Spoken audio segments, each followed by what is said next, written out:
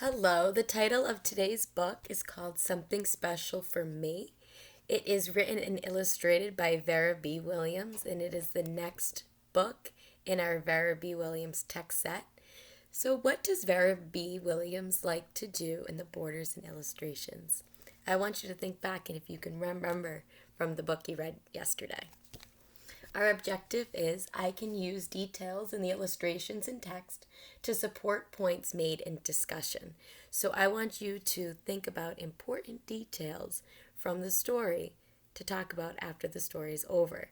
So something in particular I want you to think about is what is the special present that Rosa chooses for herself at the end of the story. So I want you to really think about that key detail. Our vocabulary words are studied, investigate and analyze a subject or situation in detail, jukebox, a machine that automatically plays a selected musical recording when a coin is inserted, knapsack, a bag with shoulder straps carried on the back and typically made of canvas or other waterproof material, accordion, a portable musical instrument with metal needs blown by bellows, played by means of keys and buttons, and imagined, right here is imagined. You can see it. And it is form a mental image or concept of. So, look at the title and the cover of this book. Something Special for Me. What do you notice about the front cover? It says, A Rosa and Her Family Story. What do you already know about Rosa and her family? Let's read to find out more. Something Special for Me. Our new chair has Coco on one arm now. It isn't brand new anymore, but Grandma and Mama and I still like to squeeze into it together, just like the day we first brought it home. That was when Aunt Ida, who lives upstairs, took the pictures of us. We keep it on the shelf next to the big money jar and the picture of me when I was 1 month old. One Saturday, Mama and I were sitting in the chair in our bathrobes. I kept trying to talk to Mama about my birthday, which was going to be in just 3 days. But Mama wouldn't listen. On her first day off from her job at the Blue Tile Diner, Mama loves to sit and read her newspaper. Then she never even hears the things I tell her. I had to tickle her foot until she threw down the paper and jumped out of the chair. Then she chased me all over the house. When she caught me, she held me up to the mirror. Who's that kid who won't let their own mother enjoy her well-earned rest even on a Saturday? She said, making her mad face. I made my monster face. We made faces in the mirror till we laughed so hard we had to pee. Then Mama hugged me tight. You're much more fun than any newspaper, she said. Then we studied the money in the big jar. The jar is only partly full now. But one time Grandma and Mama and I saved up so much money that the jar was full to the top. That was when we went shopping and bought a chair for my mother. There was some money left even after we paid for the chair. Now we still put money in it every Friday when Mama brings her tips home from work. If I help out at the diner, I put money in the jar too, and Grandma puts in whatever she can spare. What are we going to spend the money on this time? I asked Mama. She lifted down the jar and dumped it in me right into the chair. She called my grandma over too. Mother, she said, it's going to be Rosa's birthday in 3 days. The chair was really for you and me. Don't you think it's Rosa's turn to get something special? Grandma thought it was a wonderful idea. Why don't you take Rosa downtown shopping? Whatever you buy, it'll be from me too. And it'll be from Aunt Ida and Uncle Sandy too. Whenever they get their pay, they drop money in our jar, I said. Mama and I got dressed fast, and Grandma changed the money into dollar bills. As we went out the door, she hollered after us, Rosa, you buy something real nice. I knew just what would be real nice, so we went right to the skate store. I tried on skates. I skated up and down in the store. My friends Leora and Jenny and May all have new skates, and I really wanted them too. I could see myself dancing around on my new skates in the schoolyard to Leora's little radio. Then, just as the man was about to wrap up the box and Mom and I were just about to pay for the skates, I wasn't so sure that I wanted them. I wanted them, but I could tell that the skates weren't really what I wanted to empty that big jar of money for. Not even white skates with orange wheels that could race and dance all over the street. So we went out of the store without buying anything. Across the street was the department store, and I pulled Mama through the revolving door and up the escalator to the children's floor. There I tried on dresses and I tried on coats. I tried on shoes and I even tried on hats.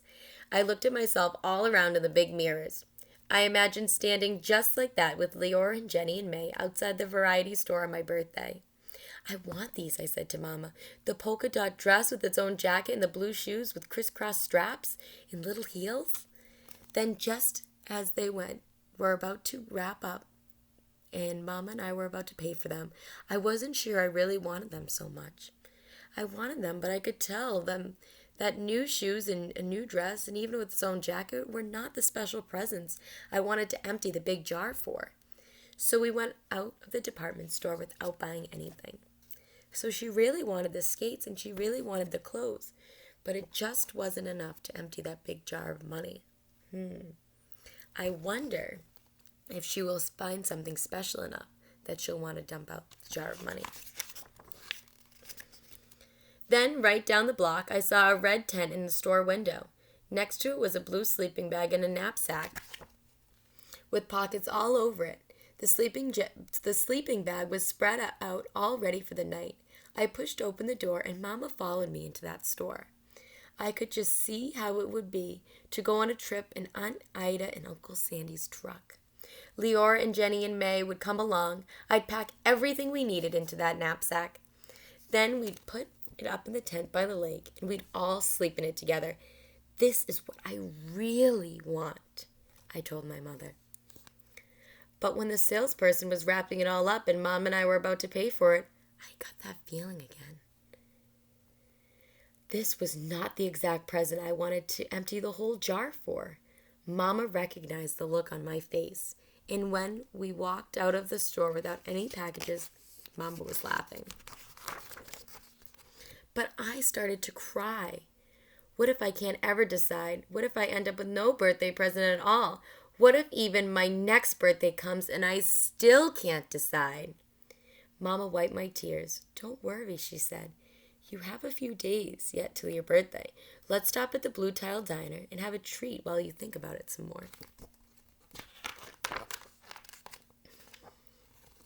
Josephine, who was the owner, brought us our pie and ice cream herself.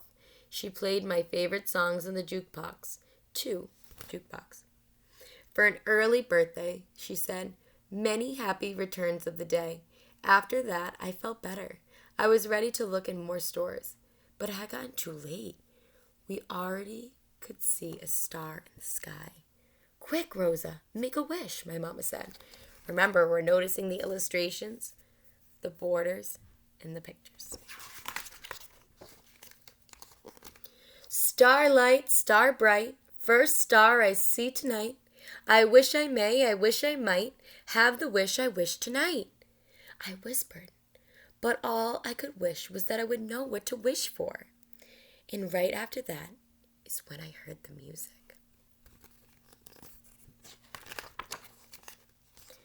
We were standing near the corner, and someone was standing under the lamppost playing on an instrument. What is that? I asked my mother. An accordion, she told me. Your other grandma used to play one just like that. She played at concerts in the park and at weddings. I remember people used to say she could even make the chairs and the tables dance. On the way home, I imagined myself playing the accordion while the chairs and tables danced. I could see Leora and Jenny and May dancing too. I could see myself right up on the stage in the park. I imagined myself sitting on our back steps and playing music whenever I wanted. On my birthday, Grandma and Aunt Ida and Uncle Sandy and I took the money and went to meet Mom at the music store. The music store was full of big accordions, but they were very expensive. Then the woman in the store said, "How about this one? It's good for a beginner," and she showed me one just the right size for me. When she played it, I heard the same beautiful sounds I heard on the corner by the diner. We were lucky because the accordion wasn't brand new, so it cost less than the others. It took all the money, the jar money though, and a little bit more from Aunt Ida's purse. Uncle Sandy said he'd pay for lessons every week, and this time I did not want to change my mind at all. Next morning, I was sure I had chosen exactly right. Through the door, I could see our chair. I could see our big jar with just one dime in it for good luck. Grandma and Mama were making breakfast in the kitchen. And right beside my bed was my own accordion, waiting for me to make songs come out of it. So what was the perfect birthday gift that was for Rosa? What did she choose as her perfect birthday gift? So we are going to be talking about possessives. And possessives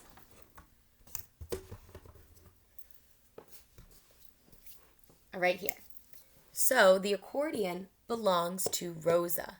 It is Rosa's accordion. So because the accordion belongs to Rosa, you would do an apostrophe S. The accordion is Rosa's. Now, if I have my marker, I would say Miss Matthews' marker. The marker belongs to me, Miss Matthew. And that apostrophe S shows that the marker belongs to me. Same thing with Rosa's accordion. She got that for her birthday, and now it belongs to her. So you would add an apostrophe S to Rosa to explain that the accordion belongs to her. Now, I want you to think about something special to you, and you're going to put your own name with an apostrophe S and put that special thing, that special object that belongs to you. And I want you to include a picture of a drawing of your favorite special object that belongs to you too. Good luck.